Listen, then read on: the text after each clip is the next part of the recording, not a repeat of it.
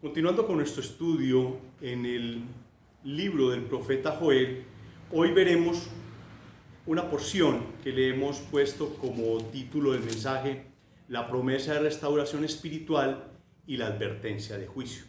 Vamos todos a la Sagrada Escritura en Joel capítulo 2, versículos 28 al 32.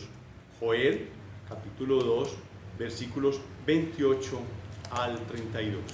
Y dice así la santa, inerrante y todo suficiente palabra de Dios: y después de esto derramaré mi espíritu sobre toda carne, y profetizarán vuestros hijos y vuestras hijas, vuestros ancianos soñarán sueños, y vuestros jóvenes verán visiones. Y también sobre los siervos y sobre las siervas derramaré mi espíritu en aquellos días, y daré prodigios en el cielo y en la tierra, sangre y fuego y columnas de humo. El sol se convertirá en tinieblas y la luna en sangre, antes que venga el día grande y espantoso de Jehová. Y todo aquel que invocare el nombre de Jehová será salvo, porque en el monte de Sión y en Jerusalén habrá salvación, como ha dicho Jehová, y entre el remanente al cual él habrá llamado. Padre, estamos en tus manos y bendice por favor este mensaje. Recuerden que la profecía no fue traída por voluntad humana, sino que los santos hombres de Dios hablaron siendo inspirados por el Espíritu Santo. Miren, hay dos divisiones, digamos que grandes en el libro de Joel, y recuerden, la plaga de langostas, que fue literal, una plaga literal, donde había langostas, había sequía, había conflagraciones y había invasión. Y hay una segunda parte que es escatológica, que tiene que ver con los eventos futuros, y es del verso capítulo 2 del 18 en adelante, donde hay bendiciones, hay un derramamiento del Espíritu Santo, hay un juicio y una restauración. Digamos que esos elementos son interesantes que nosotros los tengamos en la mente. La semana pasada vimos cómo Dios, luego del arrepentimiento genuino del pueblo, promete que los perdonará e iniciará una restauración y una restitución. Pero recuerden, fueron cosas materiales, fueron las cosechas, fueron los cultivos, iba a permitir que los lagares se llenaran nuevamente, que hubiera uvas, que hubiera vino, el agua volvió nuevamente a los ríos para que el ganado, para que las ovejas pudieran pastar, había pastos para los animales, la tierra había recibido, digamos que esa bendición de parte del Señor. Hoy veremos, pero otro lado, es la restitución, la restauración espiritual. Y si Dios nos presta la vida, dentro de 8 días estaremos hablando, nos enfocaremos en lo que es la restauración nacional. Entonces hay una restauración, hay una restitución de lo que es la parte material. Hoy veremos la parte espiritual con dos profecías, digamos que muy, muy fuertes para el pueblo, y luego veremos esa restauración nacional. Vamos a abordar el tema en 3 ideas principales. La primera es la promesa cumplida del Espíritu Santo que está con nosotros. La segunda es, y después de todo esto, la advertencia de juicio. Y una tercera y la salvación, que solo está en invocar el nombre, que es sobre todo nombre. Veamos esa primera parte, la promesa cumplida del Espíritu Santo que está con nosotros hoy. Y está en Joel 28 y 29. Y después de esto derramaré mi espíritu sobre toda carne, y profetizarán vuestros hijos y vuestras hijas, vuestros ancianos soñarán sueños, y vuestros jóvenes verán visiones. Y también sobre los siervos y sobre las siervas derramaré mi espíritu en aquellos días. Aquí vemos un grupo de personas sobre los cuales el Señor va a derramar de su espíritu. Hay muchas personas que quizás tengan un concepto erróneo del Espíritu Santo. No es el motivo de este mensaje, pero hay gente que tiene un conocimiento erróneo. Y a lo largo de la historia vemos manifestarse el Espíritu Santo en muchos momentos. Vemos como, por ejemplo, en el libro de Hechos, prácticamente comenzó, vivió, experimentó el poder del Espíritu Santo, de tal manera que una generación fue capaz de conquistar el mundo con el Evangelio. Y miren cómo dice: sus hijos, hijas, ancianos, jóvenes, siervos, siervas, todos ellos tendrán la experiencia del poder del Espíritu Santo. Entonces, cada uno de nosotros podemos tenerlo, según esa promesa: derramaré mi espíritu sobre toda carne. Y nosotros lo comprobamos el día de hoy. Pero vamos a ver desde cuándo el Espíritu Santo está obrando. No está obrando desde ahí en ese momento, sino que el Espíritu Santo está obrando desde la misma creación. Miren cómo dice en Génesis 1:2. Y la tierra estaba desordenada y vacía, y las tinieblas estaban sobre la faz del abismo, y el Espíritu de Dios se movía sobre la faz de las aguas. El Espíritu Santo estuvo presente en la creación del mundo. En el Antiguo Testamento era derramado sobre algunas personas que eran elegidas para un trabajo en especial. Miren, en Joel se está prometiendo que se derramará sobre toda carne, pero veamos que en el Antiguo Testamento era específico, era sobre algunas personas que el Señor determinaba. Vamos todos a Éxodo 31, por favor. Versículos 1 al 4. Éxodo 31, 1 al 4. Dice así: habló Jehová a Moisés diciendo: mira, yo he llamado por nombre a Besaleel, hijo de Uri, hijo de Ur, de la tribu de Judá, y lo he llenado del Espíritu de Dios, en sabiduría, en inteligencia, en ciencia y en todo arte, para inventar diseños, para trabajar en oro, en plata y en bronce. Versículo 5. Y en el artificio de piedra para engastarlos, y en artificio de madera para trabajar en toda clase de labor. Este hombre iba a hacer los utensilios del templo, pero para que los haga de acuerdo a como Dios lo había establecido. ¿Qué es lo que hizo Dios? Lo llenó de su espíritu. El Señor estaba obrando sobre algunas personas.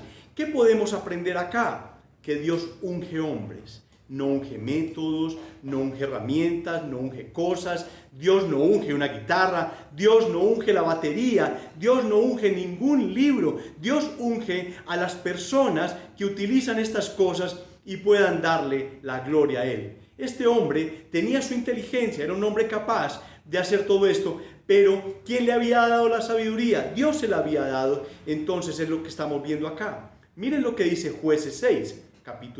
Versículo 34.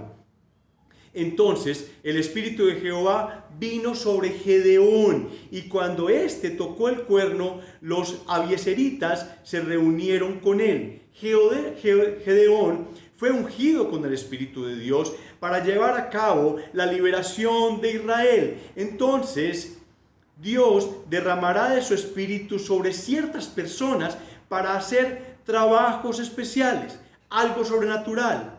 También lo vemos en Jueces capítulo 13, versículo 24 y 25. Y dice así: y la mujer dio a luz un hijo y le puso por nombre Sansón.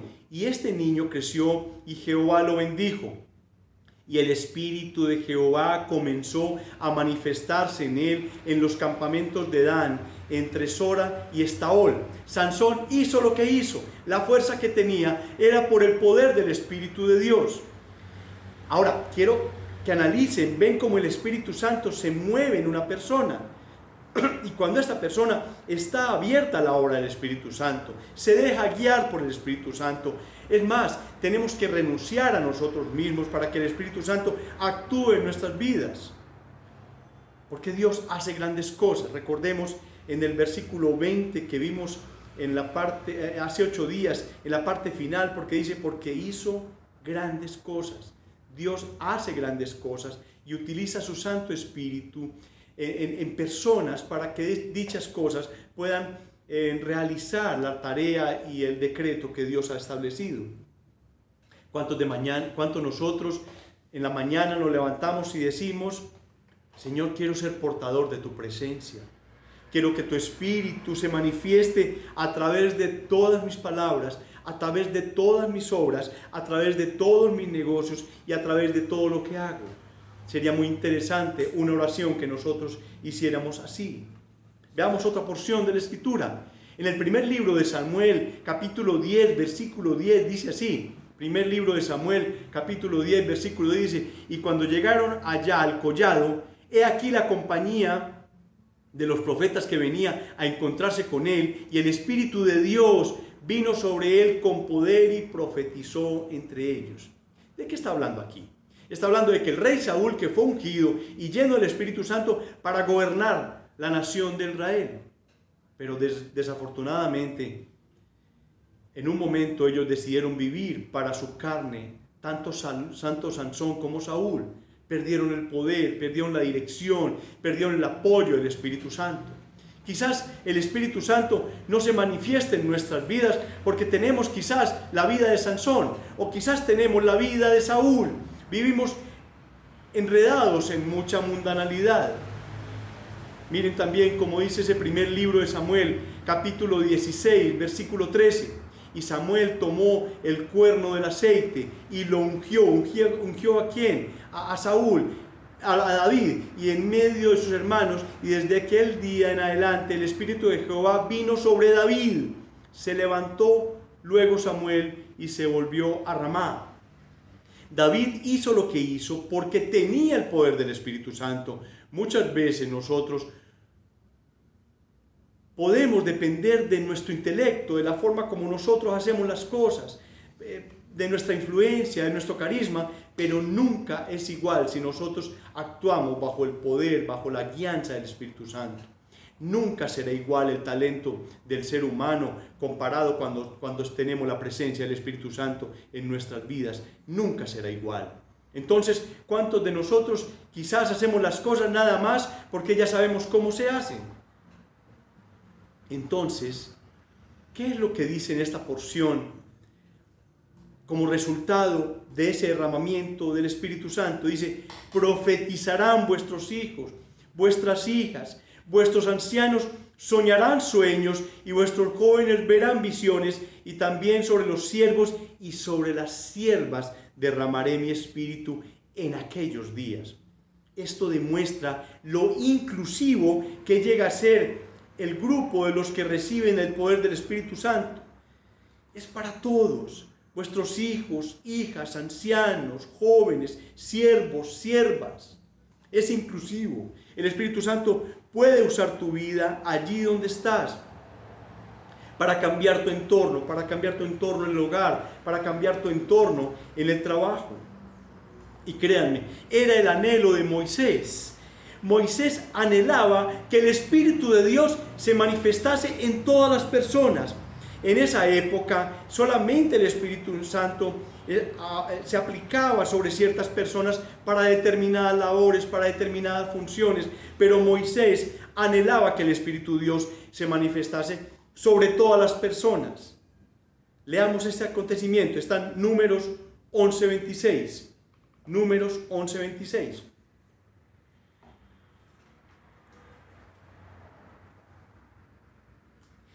Y había quedado en el campamento 2 varones, llamado el uno Eldad y el otro Medad, sobre los cuales también reposó el Espíritu. Estaban estos entre los inscritos, pero no habían venido al tabernáculo, y profetizaron en el campamento. Versículo 27. Y corrió un joven y dio aviso a Moisés y dijo, Eldad y Medad profetizan en el campamento. Versículo 28. Entonces respondió Josué, hijo de Nun, ayudante de Moisés, uno de sus jóvenes, y dijo, Señor mío Moisés, impídeselos. Impídeselos. Porque cuando el Espíritu Santo quiere usar tu vida, alguien quiere impedirlo, alguien quiere torpedearlo. ¿Por qué? Pero miren lo que contesta Moisés en el versículo 29. Y Moisés le respondió, ¿tienes tú celos por mí? Ojalá todo el pueblo de Jehová fuese profeta. Ahora, en esta época podemos decir, ojalá todo el pueblo tuviese la capacidad de predicar el evangelio de esa manera. Y miren cómo continúa, y que Jehová pusiera su espíritu sobre ellos, sobre todos. Era el deseo de Moisés que todo el mundo pudiera profetizar, hablar la palabra de Dios. Ese era el anhelo de él, que todo el pueblo tenga el poder del Espíritu Santo, que el Espíritu Santo se manifieste sobre todas sus vidas. ¿Sabes lo que eso significaría el día de hoy? Que cada uno de nosotros sería una persona de impacto en nuestra región, en nuestro pueblo, en el barrio, en la ciudad. Seríamos de influencia, seríamos de poder. El denuedo sería increíble, pero ¿cuántos de nosotros nos autolimitamos. ¿Cuántos de nosotros nos autolimitamos? Estamos viviendo una vida tranquila, sobre aguas tranquilas, tenemos un buen trabajo, recibo unos buenos honorarios, un buen salario, tengo una buena casa, cubro mis créditos, tengo la alacena llena. ¿Yo por qué me voy a preocupar de algo más? Yo estoy bien en este momento. Sí, mi esposo o mi esposa pues no son muy creyentes o no son creyentes, pero yo sí, yo estoy bien. Hasta ahí vamos bien. Miren cómo dice, ojalá todo el pueblo de Jehová fuese profeta, y se cumplió esta promesa, este anhelo de Moisés se cumplió en el verso 14 del libro de Hechos. Vamos todos allá, por favor, en el verso 14 de Hechos 2, por favor. Hechos 2 del 14 en adelante. Miren el cumplimiento de esta promesa que se le había dado al profeta, esta profecía dada a Joel se cumple, y como Pedro se lo recuerda a esas 3,000 personas que quizás estaban alrededor de ese aposento alto después de que el Espíritu Santo bajó sobre ellos. Verso 14.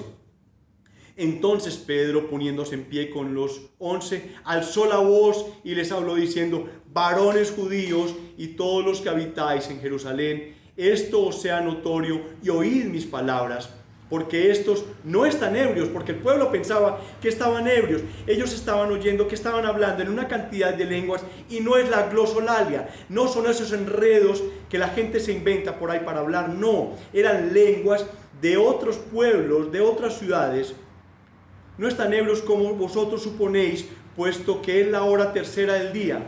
Mas esto es lo dicho por el profeta Joel. Miren cómo Pedro está recordando la profecía de Joel. Y en los posteros días, dice Dios, derramaré de mi espíritu sobre toda carne, y vuestros hijos y vuestras hijas profetizarán, y vuestros jóvenes verán visiones, y vuestros ancianos soñarán sueños, y de cierto sobre mis siervos y sobre mis siervas en aquellos días derramaré mi espíritu, y profetizarán.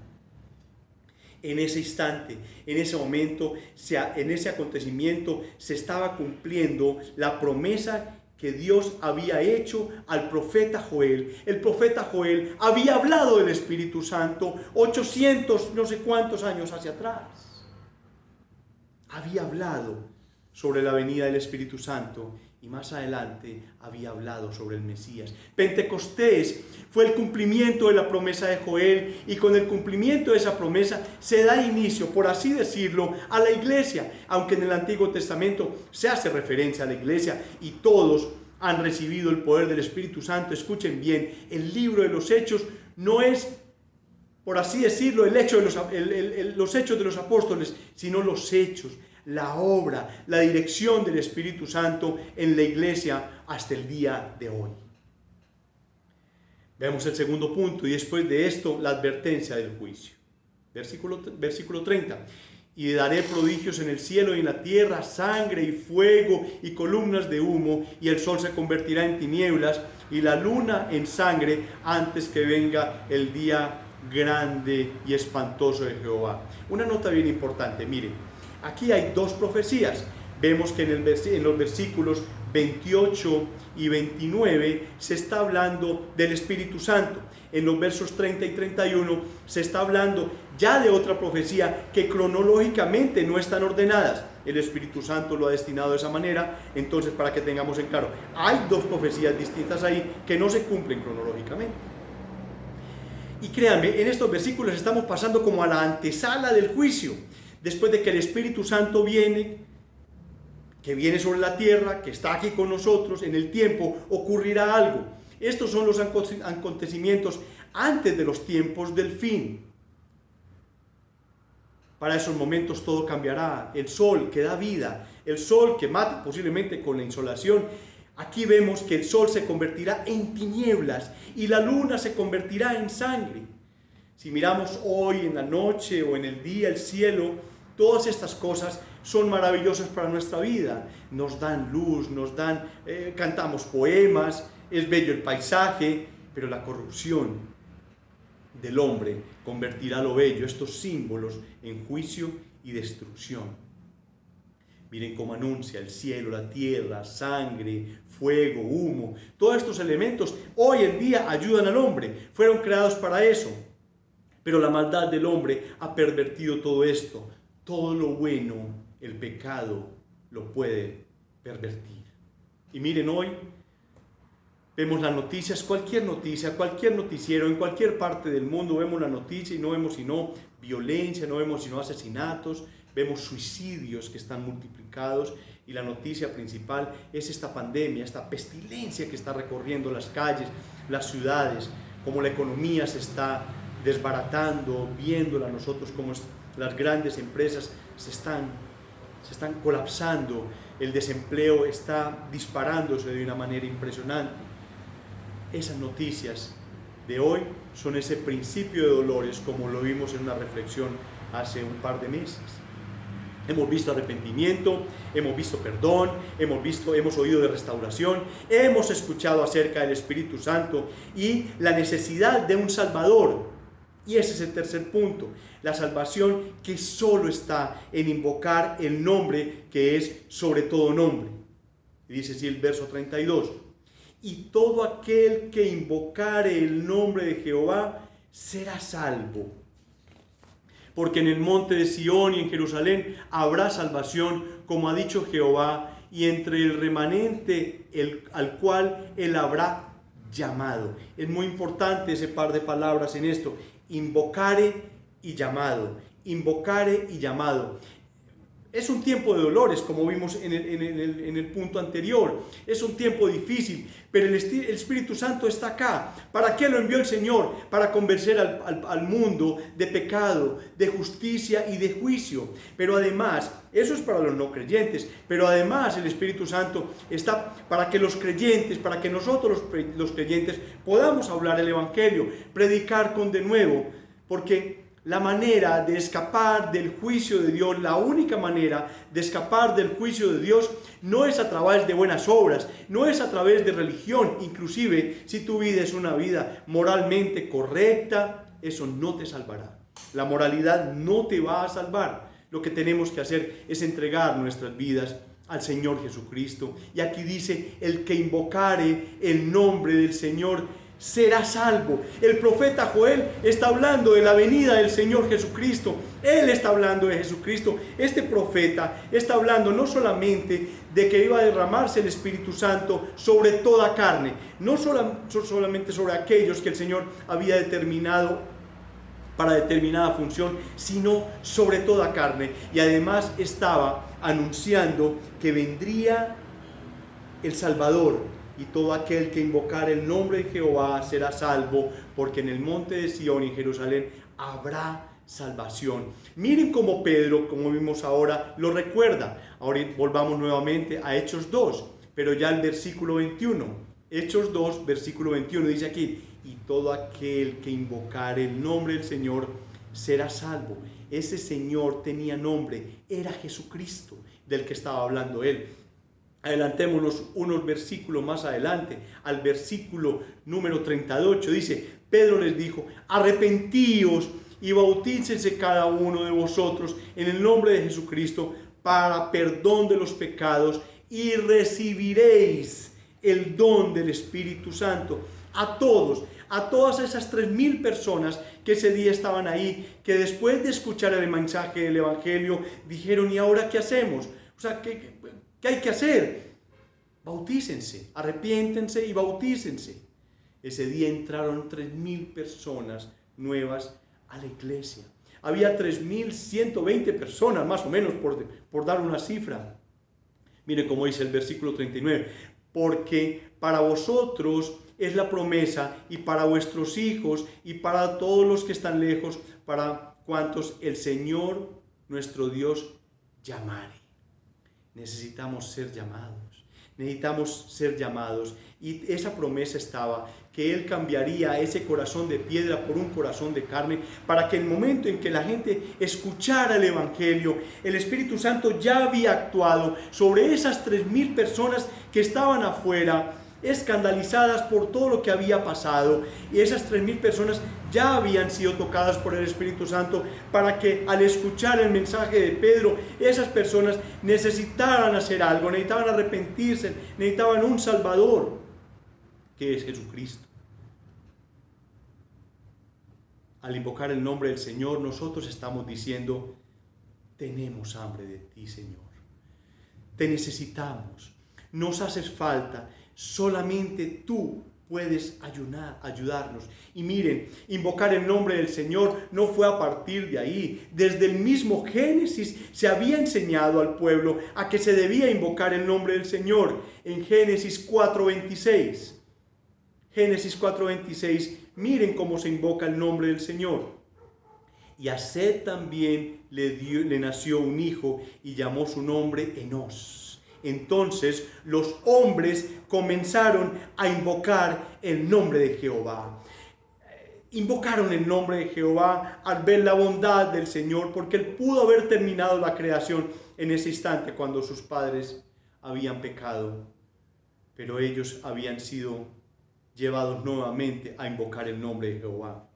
Aquí está un hombre que comenzó un avivamiento espiritual, un hombre que dijo, es hora de invocar el nombre del Señor, no es hora de construir templos, sino que es hora de invocar al Señor de los templos. Quizás, y es una reflexión que tengo también para el final, quizás en nuestras casas es tiempo de volver a lo básico. Volvamos a lo básico, arrodillémonos e invoquemos el nombre del Señor. Arrodillémonos e invoquemos el nombre del Señor. Todos los hombres y mujeres de Dios somos responsables de que esta generación invoque el nombre del Señor. Estamos dando ejemplo a nuestros hijos, que ellos puedan invocar el nombre de Dios. Nos ven invocando el nombre de Dios en nuestros problemas. Créanme, no debemos ser vistos como un grupo religioso, sino como un grupo de personas que adoramos a Dios, que estamos dispuestos a pagar el precio por las cosas que decimos creer. Miren, la evangelización, la oración, son herramientas que Dios nos ha dado para conquistar el corazón de los hombres. De eso se trata Joel. Joel ha anunciado la venida del Espíritu Santo. Nos dice, invoquen el nombre del Señor. ¿Y qué viene después? Salvación. Miren que el libro es demasiado coherente. Había un pueblo rebelde, un pueblo contumaz, un pueblo que estaba sufriendo por el castigo de Dios. Dios les había quitado sus cultivos. Había venido una gran plaga de langostas que había dejado sin nada, sin alimento, sin tener los elementos necesarios para poder ellos llegar con las manos llenas y poderle adorar en el templo. Ellos ya no lo podían hacer. Y Dios los llevó por intermedio del profeta y los sacerdotes a que ellos se arrepintieran delante del Señor, a que vieran que ese paso que ellos habían dado a un costado, que se habían alejado de Dios, que quizás estaban llevados por la mundanalidad que les dije ahora, por esa mundanalidad que posiblemente nos aparta de muchas bendiciones que el Señor puede tener para nosotros. Estamos en un mundo difícil, en un mundo complicado, lleno de luces de neón, lleno de una cantidad de anuncios, lleno de una cantidad hasta de profecías, lleno de una cantidad de sectas, de una cantidad de religiones, de una cantidad de brazos que se han abierto del cristianismo. Entre ellos están los carismáticos, los pentecostales, que le están haciendo demasiado daño al entendimiento de la palabra de Dios. Parte de esos han cogido caminos pseudo judaizantes. Han visto el profeta a Joel como una profecía para traer riquezas. Aquellas personas, aquellos, entre comillas, líderes que puedan utilizar el mensaje de Joel, aquel mensaje para un evangelio de prosperidad, créanme, arrepiéntanse. Esto no tiene nada que ver con un evangelio de prosperidad. Si Dios trajo cultivos nuevos, si Dios trajo lluvia temprana y lluvia tardía, era para que el pueblo que se había arrepentido pudiera alimentarse, pero no utilizar el mensaje de Joel como un mensaje para llevar un evangelio de prosperidad. Eso es una herejía, es algo dañino. Por favor, no lo hagan. invoquen el nombre del Señor. ¿Y qué viene después? En esto dice, y serán salvos. Habrá salvación. Romanos también repite esto. En Romanos 10:13 dice, porque todo aquel que invocar el nombre del Señor será salvo. Es invocar el nombre del Señor, pero invocar el nombre del Señor no es decir, Dios te bendiga, o tú crees en Dios. Sí, claro, yo creo en Chuchito, o el de las sandalias, o creo en el mono, en el zarco. Eso es un irrespeto al nombre del Señor. El nombre del Señor no puede ser maltratado de esa manera. Tú tienes que respetar el nombre del Señor, porque inclusive cuando en las Sagradas Escrituras, cuando esos textos originales, obviamente no hay ningún texto original en este momento, sino que es una copia de copias, porque créanme, las iglesias en la antigüedad utilizaban la Escritura. Cuando llegaban las cartas de Pablo, cuando llegaban las epístolas de Pedro a las iglesias, eran leídas, releídas, se iban desgastando. Ellos iban haciendo unas copias para que dichas copias llegaran a otros lugares. Y cuando estaba el nombre de Dios escrito en esos textos originales, hacían una reverencia. Eran 4 letras que no había forma de pronunciarlas, pero el Señor le fue regalando al pueblo la forma de llamarlo a Él, de llamarlo Adonai, llamarlo Señor, llamarlo Jesucristo, llamarlo de muchas maneras. Porque todo aquel que invocar el nombre del Señor será salvo. ¿Qué es lo que está diciendo aquí en el mensaje? El Espíritu Santo es para todos, la salvación es para todos. Es un mensaje especial, es para todos aquellos que Él va a llamar. Ninguno de aquellos que el Señor va a llamar se va a perder. Es un regalo del Señor, la salvación, su Espíritu. Pero el libro de Romanos nos dice que el Evangelio no es solamente para un grupo selecto, para una raza, para una nación exclusiva. No, es para todos. La Biblia dice, porque de tal manera amó Dios al mundo, involucra a todos nosotros, a todos los escogidos, a todos los llamados. Y esa palabra es muy importante, porque quizás aquellos que son universalistas, que creen que toda la humanidad se va a salvar, han tratado de arrancar de la Sagrada Escritura, esa palabra llamados. El Señor ha llamado a su pueblo, llama a cada uno. No llama a iglesias ni llama a denominaciones. Tal iglesia, toda se va a salvar. No, el llamamiento es individual, es personal. Jesucristo, cuando fue a la cruz del Calvario, llevaba en un hombro la cruz y en el otro llevaba el libro de la vida, porque el Padre le pidió que muriera por aquellos que Él había escogido allá en esa eternidad pasada. Nosotros poco podremos entender de eso hasta que posiblemente estemos del otro lado del sol. Miren cómo dice, cómo continúa Romanos 10:14. ¿Cómo pues invocarán a aquel en el cual no han creído? ¿Y cómo creerán en aquel de quien no han oído? ¿Y cómo oirán sin haber quien les predique? El evangelismo, el enviar las personas, en nosotros hablarle a las personas. ¿Y cómo predicarán si no fuesen enviados? Como está escrito, cuán hermosos son los pies de los que anuncian la paz, de los que anuncian buenas nuevas. Posiblemente tú no tengas el don para irte de misionero, posiblemente tú no puedes ser misionero, posiblemente tú no tengas la posibilidad de predicarle a nadie porque no tienes ese don, pero posiblemente tú puedes ayudar con la oración, tú puedes ayudar con recursos. Mire cómo dice el verso 17. Así que la fe es por el oír y el oír por la palabra de Dios. Y aquí es una cosa bien importante porque, miren, en internet, en YouTube, en todas partes, está lleno de un mensaje y de un evangelio que posiblemente esté dañando a muchas personas. Canales como Enlace,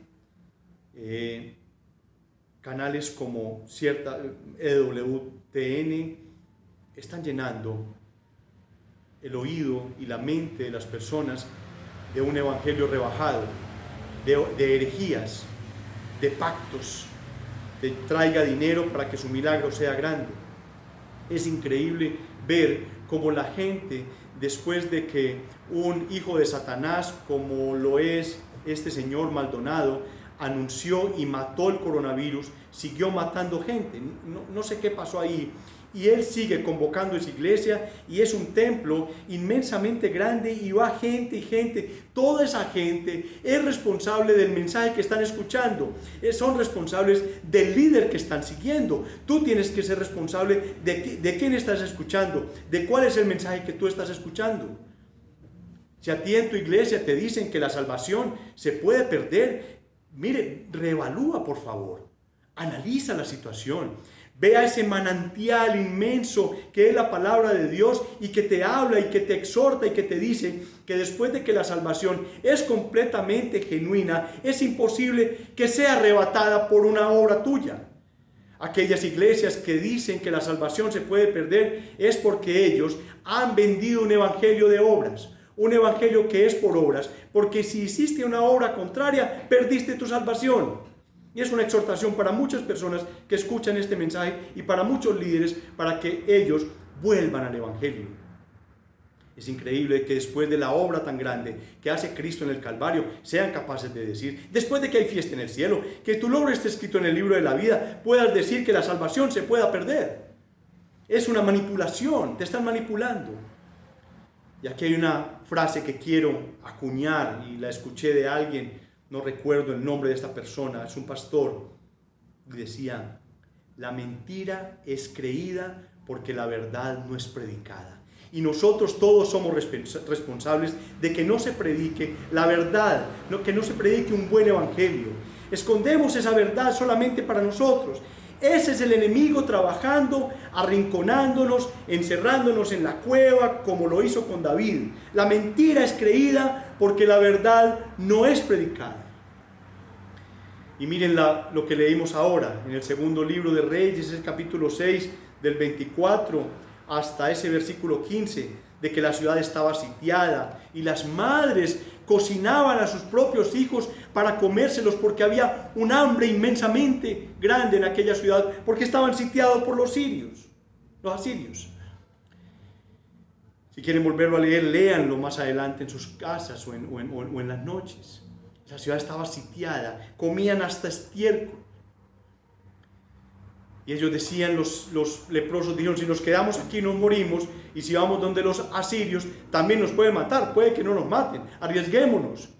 Y los leprosos salen, llegan al campamento de los asirios, pero el Señor había enviado un gran terror sobre los asirios. Ellos se habían matado entre ellos habían huido, dejándolo todo, y los leprosos entraban en tienda por tienda y no encontraban ninguno de los guardas, de los que cuidaban ahí, ni los soldados, pero había comida, había ropa en todas partes, y de repente ellos empezaron a disfrutar del banquete, a alimentarse, a esconder de los tesoros que habían ahí. Hasta que uno de ellos dice: estamos haciendo mal. Estamos haciendo mal. En la ciudad la gente se está muriendo del hambre. Vayamos, demos aviso en la ciudad, porque hay comida afuera. ¿Sabes? Nosotros somos los de esos leprosos que hemos recibido de Jesús la salvación, la vida eterna. Y hay alguien que está viviendo en esta ciudad encerrados en sí mismos, en el calibanismo espiritual, emocional. Ellos necesitan saber que hemos encontrado lo que Jesús nos ha dado a nosotros, la vida eterna. Nos ha dado la vida eterna. Fuera de las aplicaciones que hemos dado, ¿cómo podemos aplicar esto también a nuestras vidas? Para los amigos. Amigo, tú que no estás en Cristo, tú que no te has reconciliado con Él, tú que no has visto la necesidad de un Salvador, estás advertido. Este mensaje es una advertencia. Va a haber un juicio. Va a haber un juicio donde va a haber un juez. Y ese juez es implacable. El gran temor que tienen los bandidos, los asesinos, es encontrarse con un juez que no reciba coimas, que no pueda vender su veredicto. Ese es el Dios que tenemos. Estás advertido. Si no te pones a cuentas con el Señor, si no lo buscas, si no vas a la cruz del Calvario, vas a morir eternamente. Vas a ir a un juicio y vas a perder. Vas a ir a ese lago de fuego y azufre, donde vas a sufrir eternamente, por toda la eternidad. Y para la iglesia también estamos advertidos. Estamos advertidos. Miren, se nos ha dado el Espíritu Santo. Podemos hablarle a las personas. Miren lo que pasaba con estos leprosos. Ellos empezaron a alimentar, a esconder la cosa. Eran poquitos y de pronto alguno pensó: miren, nosotros estamos haciendo mal. ¿Por qué no le avisamos al pueblo? Vamos, avisémosle a los guardas del pueblo para que vengan acá y se alimenten y lleven ropa y lleven tesoros. Nosotros ya tenemos ese tesoro que es Jesucristo. Ve y cuéntale a los otros. Hay una advertencia también para nosotros. También quisiera hacerte una pregunta hoy. ¿Cuántos de nosotros o cuántos de ustedes se ponen en pie cuando saben que se ha cumplido la palabra de Dios en tu vida? Cuando la palabra de Dios se ha cumplido en tu vida. Pedro se paró en la parte que pudo pararse para hablarle a muchas personas y decirles: miren, la palabra de Dios se ha cumplido hoy. Lo que el profeta Joel dijo se ha cumplido el día de hoy. Hoy se ha derramado el Espíritu Santo sobre toda carne, sobre todo pueblo, sobre toda lengua. ¿Cuándo te has parado tú y le has dicho a la gente, a tu familia, a tus vecinos: la palabra de Dios se ha hecho vida en mi vida? Tenemos esa experiencia de saber que Dios nos respalda, que Dios puede estar con nosotros y que Dios puede pelear por nosotros. Y lo otro también que quiero dejar como aplicación es: miren, es bueno volver a lo básico. Volvamos a lo básico. Arrodillémonos e invoquemos el nombre del Señor. Invoquemos el nombre del Señor. Desde el Génesis vimos que había que invocar el nombre del Señor. Que nuestros hijos, nuestra familia, nuestros hermanos nos vean que nosotros invocamos el nombre del Señor, no solamente para pedirle, sino en reconocimiento de que Él ha cumplido sobre nuestras vidas. Acompáñenme en una oración. Padre nuestro que estás en el cielo, en este día queremos darte infinitas gracias. A ti, Señor, sea toda la honra y la gloria por los siglos de los siglos. Esta es tu palabra. Este es tu evangelio. Este es el evangelio que da vida. Este es el evangelio que ha rescatado, que ha restaurado a miles y miles de millones de personas. Para unas personas es locura. Este simple evangelio, este mensaje, esta noticia, ¿puede salvar a una persona? Sí, así es. Es una noticia tan hermosa que no es solamente entregada por periodistas, es para todos nosotros. Para todos nosotros, Señor, te pedimos que nos des el denuedo, la fortaleza, el amor por los perdidos, Señor, y que podamos llevarles ese evangelio. Ya tenemos la presencia del Espíritu Santo en nuestras vidas. Va a haber un juicio. Te pedimos, Señor, que muchas personas puedan invocar el nombre del Señor y que sean salvos. Te lo pedimos en el nombre de Jesús. Amén, amén y amén. Y quiero que reciban la bendición de parte del Señor. Dice así: por lo demás, hermanos, tened gozo, perfeccionaos, consolados, sed de un mismo sentir y vivid en paz. Y el Dios de paz y de amor estará con vosotros. La gracia del Señor Jesucristo, el amor de Dios y la comunión del Espíritu Santo sean con todos vosotros. Y el pueblo dice: amén. Y quiero que le cantemos un par de himnos al Señor a su honor, a su gloria, a su sabiduría, a su Santo Espíritu. En el nombre de Jesús.